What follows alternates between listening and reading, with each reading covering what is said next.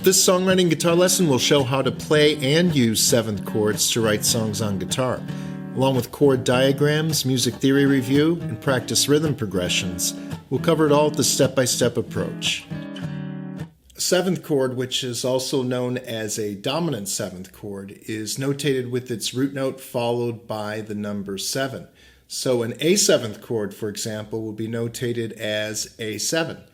And to start from square one with 7th chords, the best approach is to learn some open 7th chord shapes, but not only that, but to compare the overall tone or mood of a 7th chord to its major chord counterpart.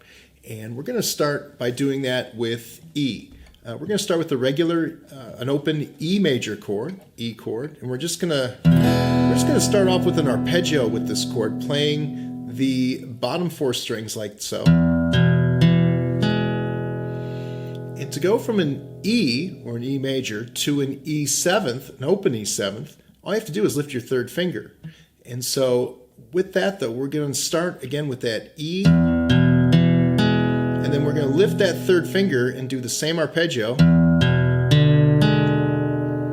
I'll do that comparison again.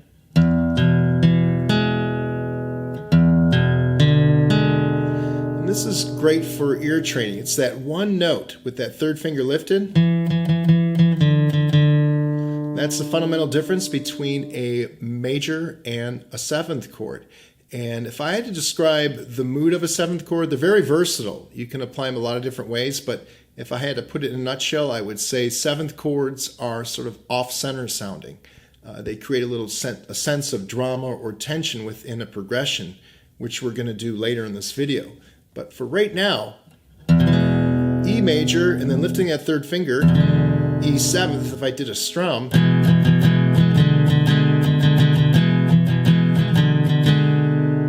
and again, hopefully you can hear that difference, and that will also help for ear training down the road, picking up 7th chords by ear. Not necessarily worry about the chord makeup, the individual degrees, but the overall tone or mood. Let's go to the next open chord. That's going to be an open A7th.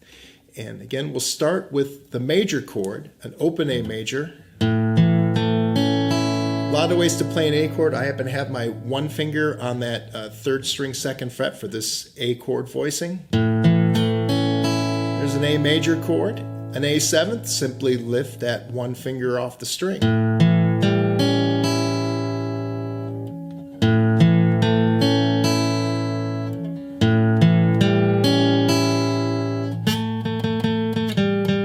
Again, you got that relaxed, sort of happy sound of a major chord, but all of a sudden it's a little off kilter when we change or alter that 1 note to a 7th.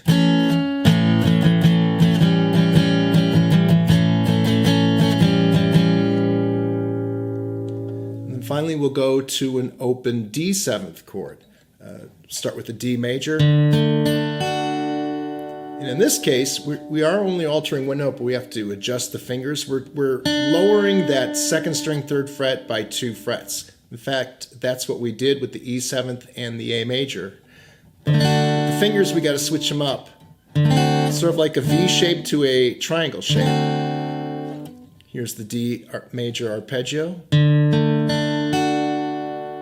and the D7th arpeggio.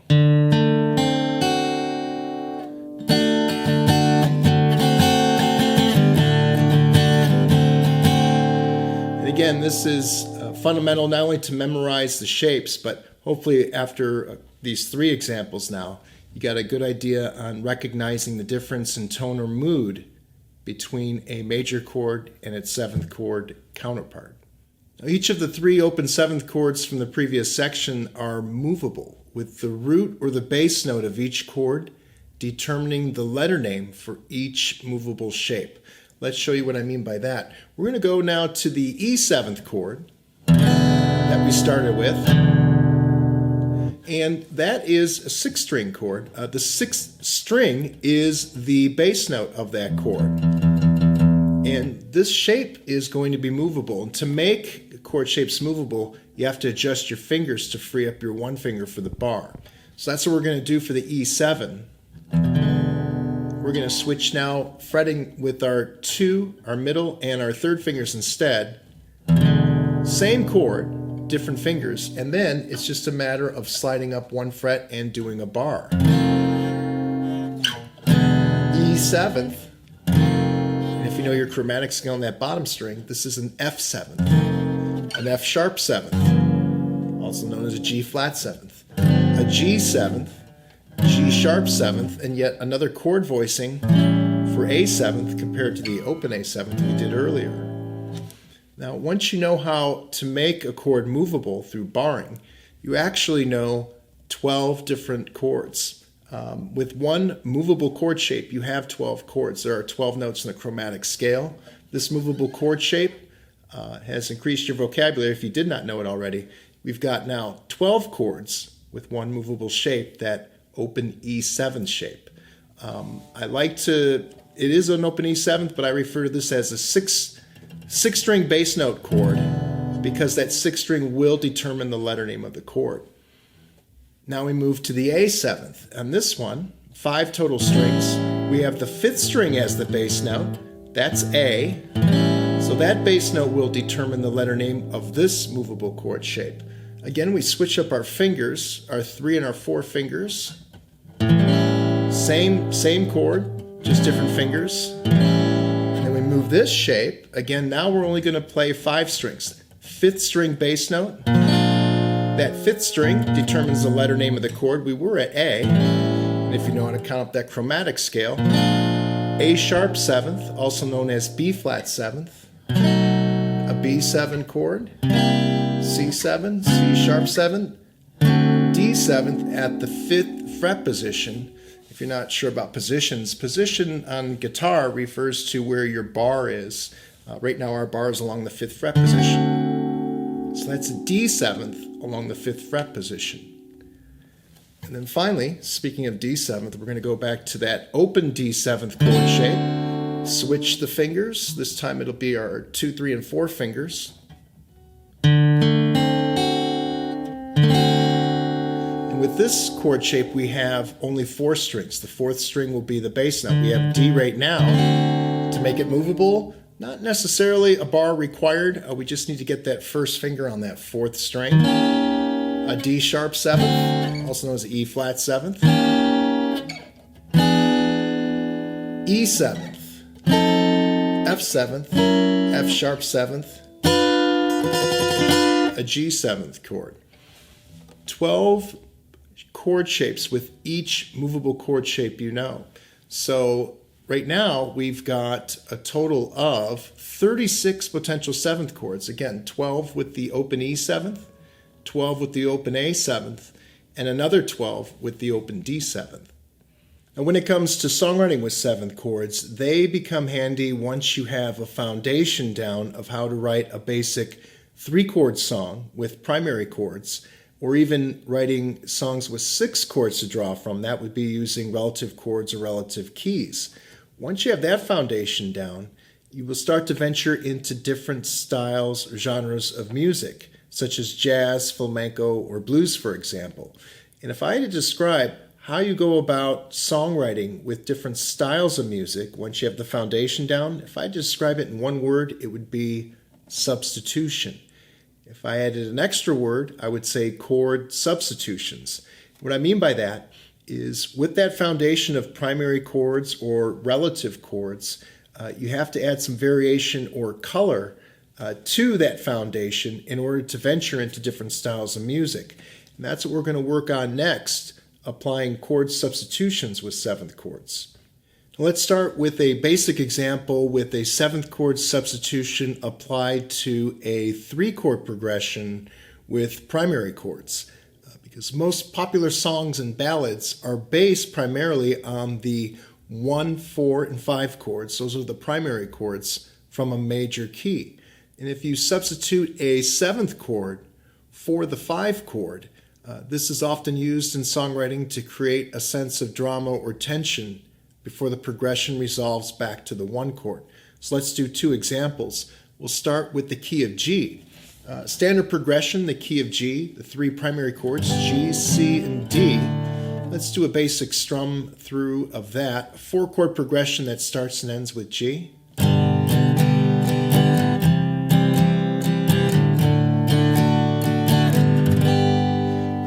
chord is D. And so we're going to substitute, we're going to do the same strum pattern, but we're going to substitute, instead of a D, we're going to substitute that D seventh, create a little drama or tension for a stronger resolution. And here's how that will sound.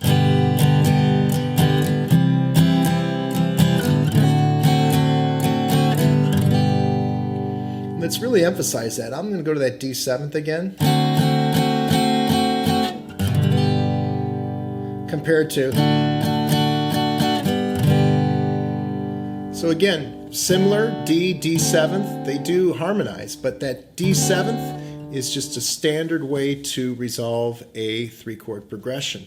Let's do a different key. This time we'll do the key of D.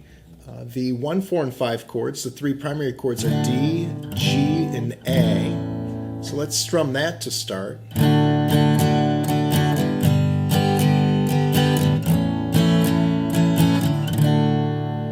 The 5 chord is A, so we're going to substitute from A, we're going to substitute that A7. So let's try that progression out.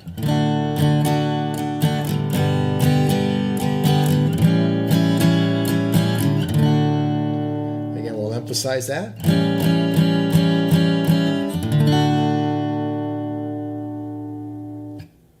The 5-chord turnaround usually occurs at the end of a verse, and it produces a tension that sort of revs up or leads into repeating the next verse.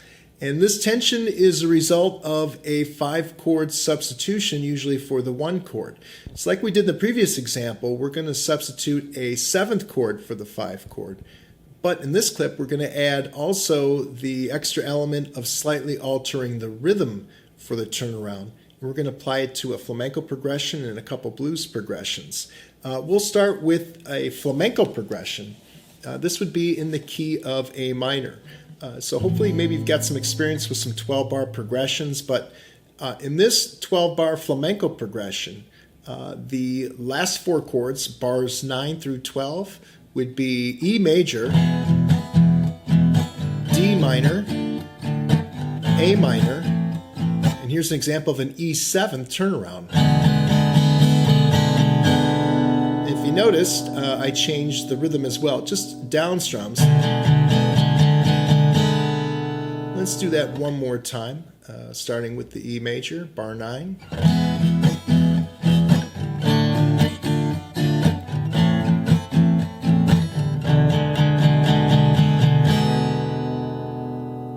Again, the example there, an E7th substitution, slightly altering the rhythm.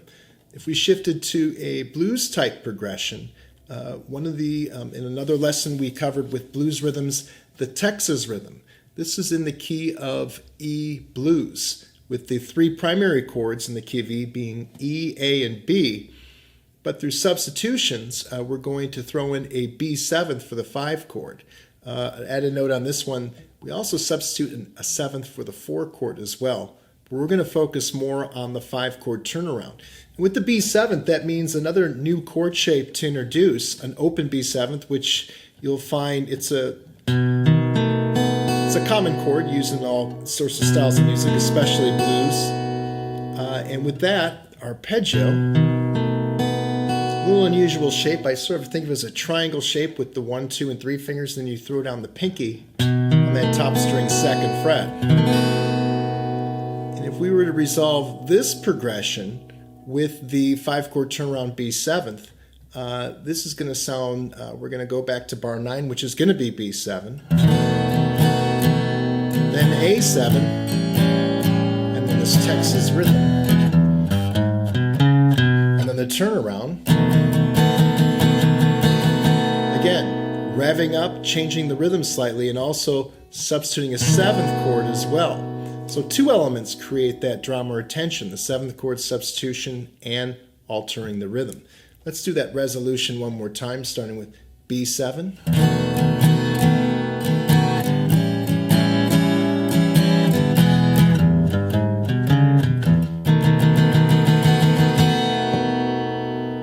And another blues example of using a 7th chord for the 5-chord turnaround would be a shuffle rhythm. If we were to do a movable shuffle in the key of D, This one would sound like this. If we were to go to bar 9, bar 10, bar 11, there's an A7 turnaround used again for a 5 chord turnaround on bar 12. Let's review that one again.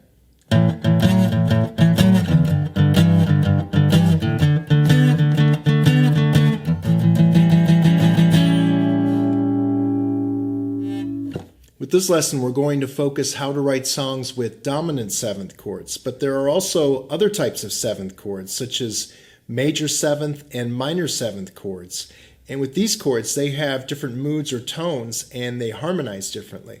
So the best way to differentiate between these different types of chords is to understand how to build or construct 7th chords from scratch, and that involves using degrees. Now, from any basic 3-note triad, you can add extra notes to construct or build 4, 5, even 6-note chords. And by adding just that one note to a major or minor triad, that 4-note chord is going to have more harmonic color or tone compared to that original triad. And the most common 4-note chords are 7th-type chords. And the 3 most often used 7th-type chords are the dominant 7th or 7th chord, the minor 7th chord, and the major 7th chord. And the diagram here shows a comparison of the symbols, the chord degrees, and examples in key of C. Now with dominant 7th chords, again, they're referred to as just 7th chords. They are major triads with an added flatted 7th degree. And if we had to spell out a dominant 7th chord with degrees, it would be spelled out 1, 3, 5, flat 7. Now that flatted 7th degree is not part of the major scale. For example, in the key of C, if we were to look at what the actual 7th degree in the key of C is, we apply the major scale in degrees. 1, 2, 3, 4, 5, 6, 7. The actual 7th degree in the key of C is B. The flatted 7th is B flat. Part of a C 7th chord is, again, you're going to throw in that B flat 7th, not part of the major scale. Now, if we were to compare some 7th chord shapes and look at how they're spelled out, on guitar, a 7th chord will usually start with its root or one bass note, but usually will not follow the chronological order of degrees. For example, if I did a C 7th, up at the 8th fret position, if we were to spell that chord out with the degrees, it would be 1, 5, flat 7, 3, 5, and 1. That's the E7 shape, barred at the 8th fret position. Taking the open A7 shape, and if we were to slide up to the 3rd fret position, we're going to have a C7th again, different voicing for it. If we were to spell out this chord shape for C7th, it would be 1, 5, flat 7, 3, and 5. Now, if a flattened 7th is essential degree to a 7th chord, then why isn't a 7th chord called a flatted 7th chord? Well, the problem with this flatted 7th term, adding it to a chord name, is that you might have some confusion as to what chord is actually being played. For example, if a B7th was actually called a B flattened 7th chord, that might be interpreted to play a B flat 7th instead of a B 7th. Or to make matters worse, what about a B flat 7th chord? That would have to be called a B flat flattened 7th chord. Now, once you know how to spell out or build 7th chords, you can get a better understanding of how to use 7th chords to harmonize with other chords or keys. Going back to the previous example we did in the key of G, where we resolved the progression G, C, D 7th, and G. Well, if you break down that D 7th chord, the flatted 7th degree in a D 7th is C. Now, that C is not part of the D major scale, but we're in the key of G with this progression. And in the key of G, that C note, which is not part of the D major, but that C note does fall into the G major scale. It's the 4th degree. if I went to G on the first string, 3rd fret, 1, 2, 3, 4, 4th degree in the key of G is C.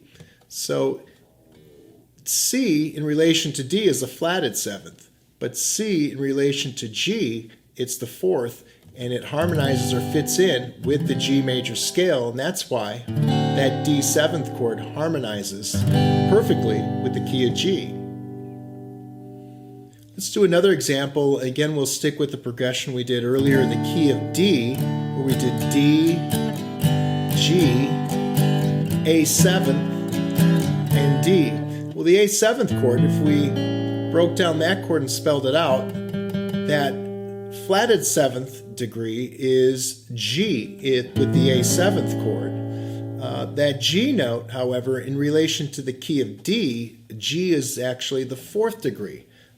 Starting with D, let's say open D, Do, Re, Mi, Fa, D, E, F sharp, G.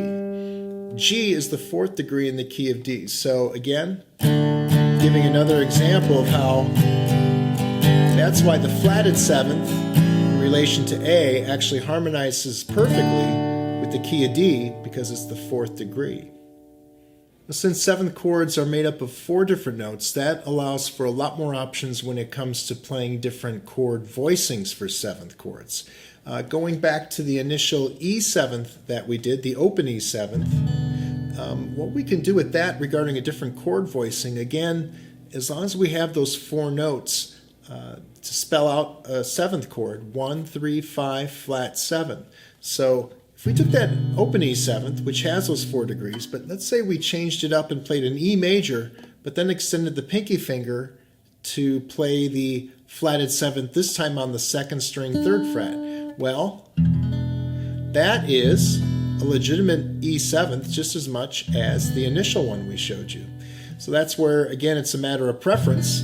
When you know different chord voicings, you could play whatever works best for you on this. Not only that, if we were to take this new chord shapes we just learned, but lift the 3rd finger like we did for the initial E7th, that will work as well.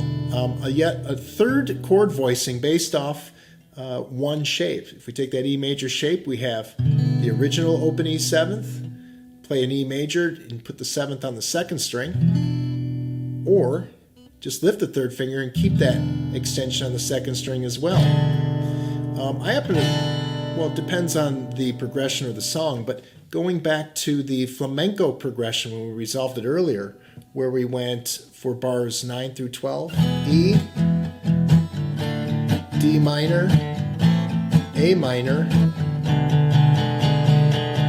that's fine, but we could spice it up a little bit, add a little bit more drama or tension, I believe it sounds, when we put that pinky down. So let's try that out.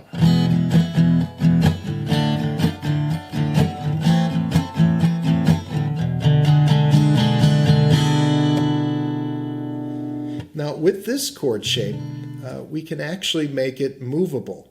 Again, it's the open E7th, but again, to make a chord movable, a lot of times you switch up your fingers to free up the bar. Let's take 7th, go up to the 5th fret here. We have an A7th bar chord, but now that we know about this extension, we can place that pinky down there, and this is just as legitimate as lifting the pinky. Sort of a trick question I would pull on students. You would think it's a different chord, but again, the makeup 1, 3, 5, flat, 7. If we do it without the pinky extended, we have a 1, 5, flat, 7, 3, 5, 1. So we're changing that 2nd string from the 5th, but if we really look at it, if we put that pinky down, we're going from the 5th to the flatted 7th. So that combination of notes is still consists of 1, 3, 5, and flat 7. So again, it's a matter of taste, however, whatever floats your boat as far as putting together something. So you got an A7th here, but you could throw it on that pinky, add a little bit more drama or tension, or kind of mix it up a little bit.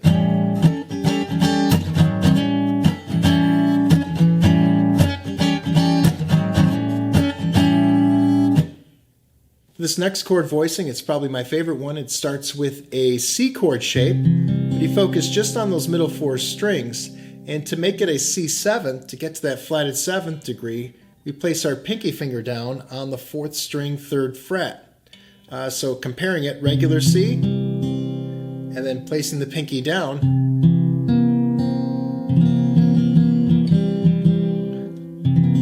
Now what's unique about this voicing is that it is missing a 5th degree. The spelling for this chord will be 1, 3, flat 7, 1. But it still seems to work. It still has that sort of off-center feel of a 7th chord. And it's movable. It's an unusual shape in that the fingers are going this way as opposed to barring where the fingers go higher. So keep in mind the root or the bass note, the name of this chord will be off the 5th string bass. Can you name this one?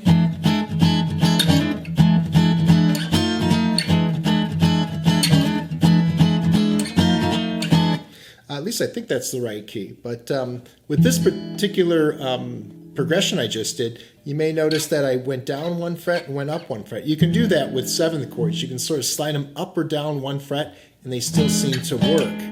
But this is yet another chord voicing, so you can tack on another 12 chords to your 7th chord vocabulary.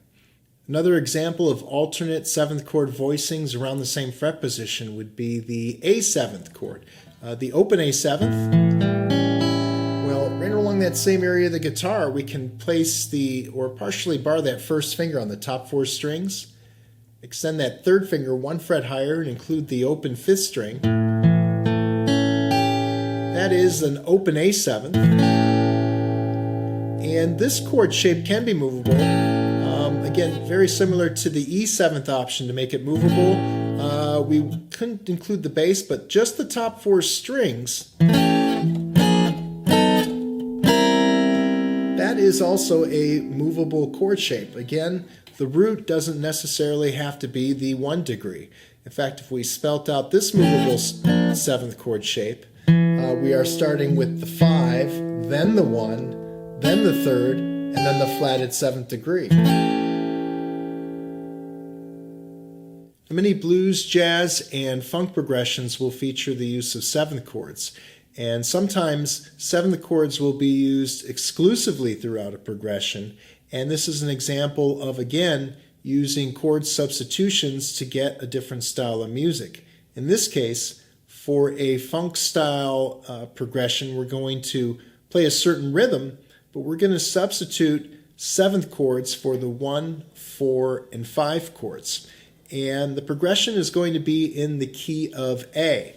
The key of A, usually A, D, and E. We're going to substitute an A7th for the 1, a D7th for the 4 chord. Keep in mind this is that C shape, 2 frets higher though, with the pinky down, middle 4 strings. That's the 4 chord. The 5 chord would just be 2 frets higher with an E7th. So our 1, 4, and 5 chords, A7, D7, and E7. But we're going to throw in a lot of variations in this progression that we covered previously in the lesson. One thing we're going to do is we're going to extend, it's not going to be a 12-bar progression, it's going to be a 14-bar progression. And in that we're going to throw in a passing 7th chord, an E flat 7th going down to D and then working back up to E again. Also, we're going to throw in an extension with the pinky, so on the A7th we're going to throw it on that pinky as a variation. We're going to throw in slides as well. I break down all the details on how to play this progression in a separate lesson with a funk progressions with 7th chords. So this is going to be pretty much in the next clip, just an example for you to view. But if you really want to work on the specifics, you can go to the previous lessons to review that.